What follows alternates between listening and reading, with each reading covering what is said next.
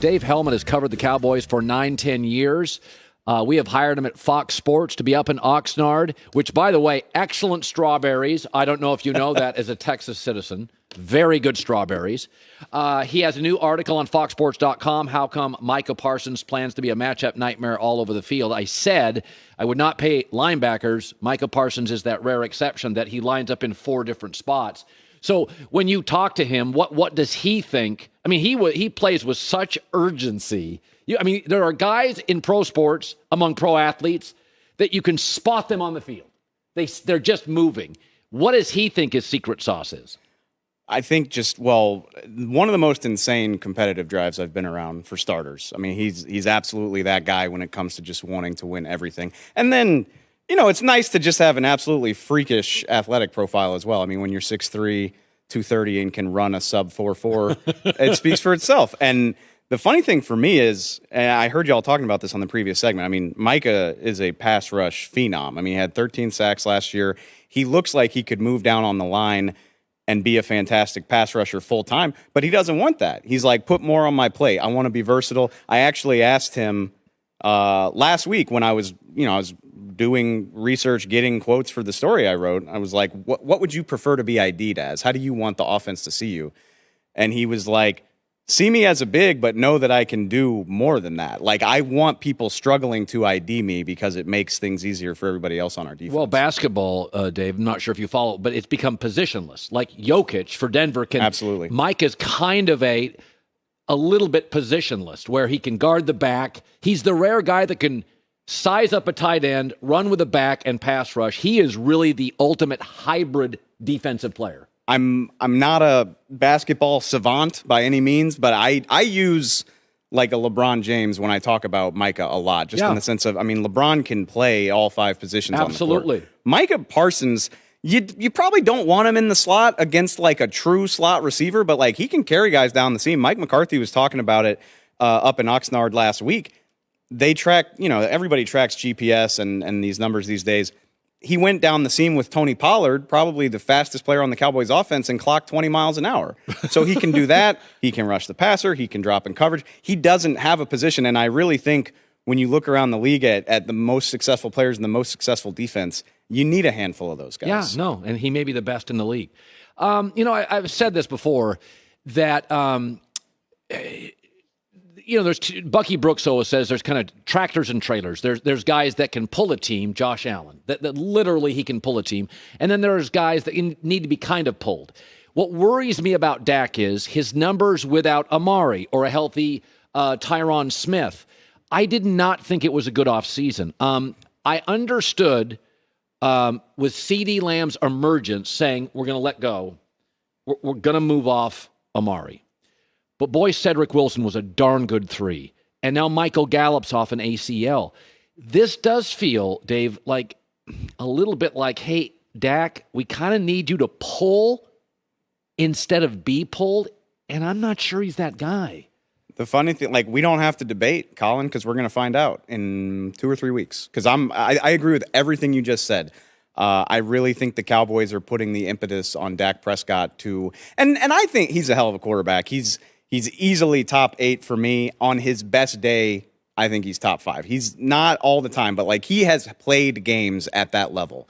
Now he's got to do it consistently. And oh, by the way, he's got to do it with a lesser supporting cast. Now, Dak takes issue with that. He's said it many times. But like I said, we're going to find out. You have CeeDee Lamb, Dalton Schultz. That's a decent enough 1-2 punch. Amari Cooper's gone. Cedric's gone. Michael Gallup isn't ready.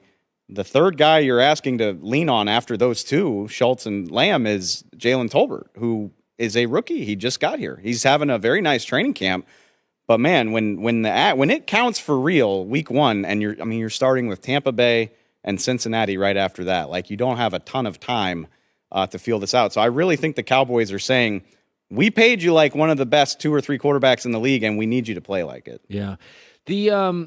Listen, the way it ended last year, I have defended Mike McCarthy on this, is that when he was in Green Bay, the division was better. Chicago actually made a Super Bowl at the beginning of his run. Detroit had Matt Stafford. And Minnesota's always had talent. My entire life, I feel like they've been talented, a little dysfunctional. Matt LaFleur comes in. The Bears are lost. Detroit, Stafford's gone. Zimmer's a good coach. We'll see how that works out. But LaFleur is doing no better than McCarthy postseason. He's just crushing it in division. So Mike has been labeled as kind of, just an abject failure. Well, I look at the Cowboys' record last year. I look at his record against the better NFC North. Mike can coach. I do think situationally he leaves a lot to be desired. But we've got something working here that is undeniable, that a lot of people, I said, if you asked privately Cowboy reporters in a straw poll, they'd take Quinn over McCarthy. They wouldn't do it publicly, right? Because you got to interview Mike. It is a weird, David, feels like kind of a weird dynamic to me, and I look at that early schedule. Joe Burrow, Tom Brady, they're 0-2, right? They got the Rams week 5 as well, I believe. The league didn't do them any favors, and it's such a weird dynamic. And Mike McCarthy's saying all the right stuff. Dan Quinn said a lot of the right stuff as well. Mike's my guy. The relationship there seems to be very strong. Dan made a big show of pointing out, he was saying, I'm looking out for Mike. I'm not looking for that job. I'm looking to help Mike. And I believe that. But, you've done this for a long time. It's the Dallas Cowboys. It's a pressure cooker. The minute things start to go askew, all hell breaks loose. And honestly, that's what I said about Mike McCarthy when he was hired is we can make all we want to about how long it's been since they've been in the Super Bowl. Mike McCarthy will be a success if he can get the Cowboys into the playoffs on a consistent basis because that has eluded them for 25 years. Yeah, their standard's lower now. They don't make consecutive playoff appearances. And Mike McCarthy was so good at that in Green Bay. Of course, he had Aaron Rodgers, but year after year after year, they were in the dance. That's what he needs to do with the Cowboys. And if it doesn't happen this year, you've got a guy in Dan Quinn who has done that as well. It is prime to be a lead topic on shows like this all season if they don't get the job done. As Joy mocks me for this, I love training camp video. Of course. Who doesn't? I make all my predictions based on it. And but I thought last year, I didn't think this was a hot take. I had said Tony Pollard's got more juice than Zeke. He's just got more juice. Now, I did see some video. Zeke looks a little thinner to me. So lay it out. You've been at practice. What do I expect to see from Zeke? If Zeke Elliott's healthy, I think he can be just fine. And it's easy to forget. He hurt his PCL and his knee ligament last year, week 4, week 5. First month of the season, he looked like the guy they drafted. He looked like that young guy from 2016, 2017. He was averaging 115, 120 yards per game until he got hurt. Now, it's interesting that the Cowboys knew he was hurt and still kept using him as their bell cow. That's a different conversation, but he looks healthy. He looks thin. His footwork looks fantastic. I think Tony Pollard, there's no debating he's faster. There's no debating Tony Pollard has more juice as a pure runner. I still think Zeke Elliott is the better overall running back when you're talking about everything a running back is asked to do. And if he's healthy, I absolutely, 1,200 yards is certainly on the table. His health is the only thing that gives me pause about how good he can be. So when you, listen, the advantage, if you put this Cowboy team in the AFC West or maybe the NFC West, it's a different conversation. Yes. But they're in the NFC East where I still think Philadelphia is kind of rebuilding. Washington is, the Giants really are. So I think I have Dallas finishing second, but if they won, it would not be a shocker. You look at their schedule, there's some moments here. It's a little rocky early. When I say to you 11-6, am I reaching? How does it feel to you, Dave? 11-6 is for me. I usually fall on 10-7, so I'm right there with you. The NFC East has gotten better this offseason. I still think Philadelphia clearly has. Clearly.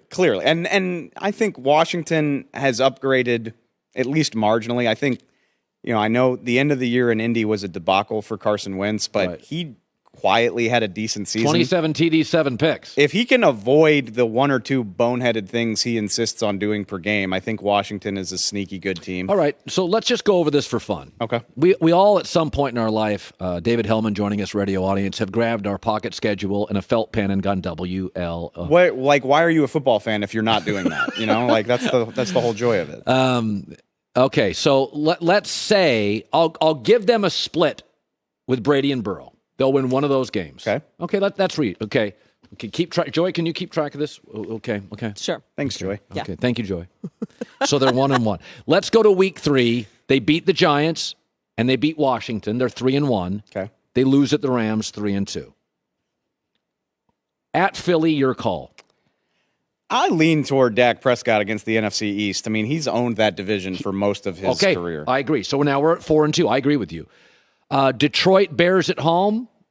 Should be wins. Okay, we're at 6-2, and we're feeling good. We got a bye. Wow, this is optimistic because that's the brutal stretch of the schedule for sure. Well, Dave, at Green Bay, at Minnesota. I'm going to tell you something. I think Minnesota is the dark horse team in the league. Absolutely, could see 2 losses. Okay. There. Oh, now we're 6-4, and the McCarthy. Now people are impressed for sure. Giants. Then they get a really favorable stretch. These are go either way games. Giants, Colts, Texans home. I mean, again, Dak Prescott doesn't lose to the Giants. Okay, so we're at 7-4. I think at 8-4. Let's say they lose to the Colts.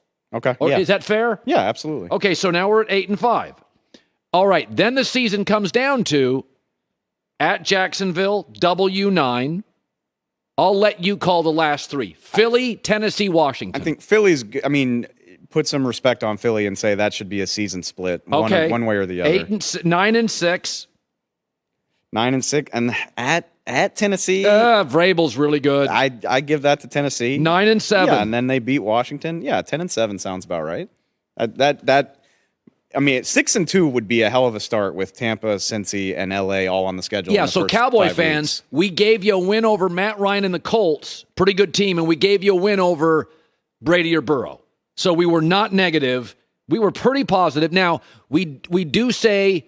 You split with the Eagles. That seems reasonable. This to me, they're lesser on paper than they were last year. I agree. So unless something crazy happens, and maybe they've found another Micah in this draft class, maybe somebody that we're not talking about is a star by the end of the year. But just looking at it right now, which is all we have to go on, this is like a 9 or 10 win team. I think I would pick them to win the division if you were asking me to do it, but they'd probably be the 3 or 4 seed in the playoffs. That's what I expect.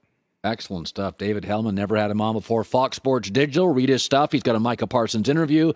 Twitter is Dave Helman _ Is that what it is? That's me. So you use the underscore at the end. That is, you are progressive. I guess there's like a rap video director named David Helman, so I had some trouble with that. You didn't want to be connected. You want to be your own guy. That's right. All right, David Helman, read his stuff, foxsports.com. Thank you so much for stopping by. Anytime, y'all. Thanks for having me. Hi, everybody. Thanks for watching. Subscribe here to get the latest from the show. Also, be sure to check out more of the best clips from The Herd or go watch a few segments from other shows on FS1.